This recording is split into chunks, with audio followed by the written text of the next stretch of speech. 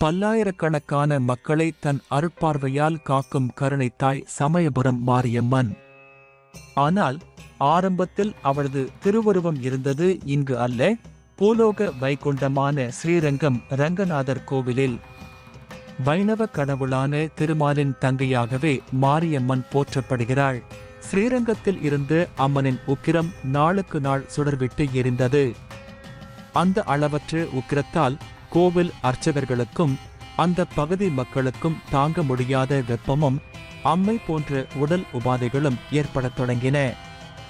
அந்த உக்கிரத்தின் தகிப்பை தாங்க முடியாத அர்ச்சகர்கள் அம்மனின் திருவுருவத்தை அங்கிருந்து அப்புறப்படுத்தி வடக்கே சற்று தொலைவில் உள்ள கண்ணனூர் என்ற காட்டு பகுதியில் ஒரு வேப்ப மரத்தடியில் வைத்துவிட்டனர்.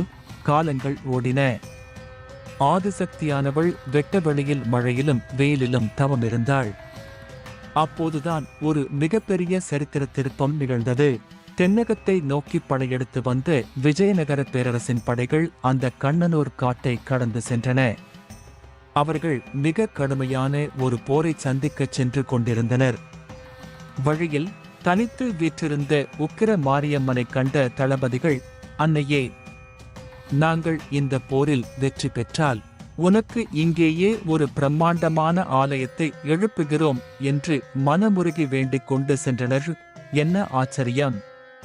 போர்க்களத்தில் விஜயநகர படைகள் எதிர்பாராத மாபெரும் வெற்றியை ஈட்டின. தங்களுக்கு சமயத்தில் வந்து உதவிய அந்த அம்மனுக்கு தாங்கள் அளித்த வாக்குறுதியின்படி கண்ணனூரில் ஒரு பிரம்மாண்டமான கோவிலை கட்டினர். தன்னை நம்பி வந்தவர்களுக்கு சரியான சமயத்தில் அருளியதால் அவள் சமயபுரம் மாரியம்மன் என்று பெயர் பெற்றாள் என்று வரலாறு கூறுகிறது.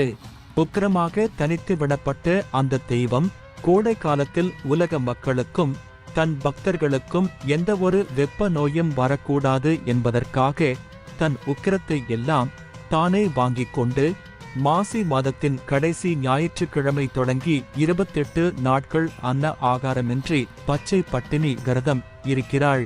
இந்த நாட்களில் அவளுக்கு சமைத்த உணவுகள் எதுவும் படைக்கப்பட மாட்டாது. மாறாக இளநீர், பானகம், துள்ளு மாவு, கரும்புச்சாறு மட்டுமே நைவேத்தியமாக படைக்கப்படும்.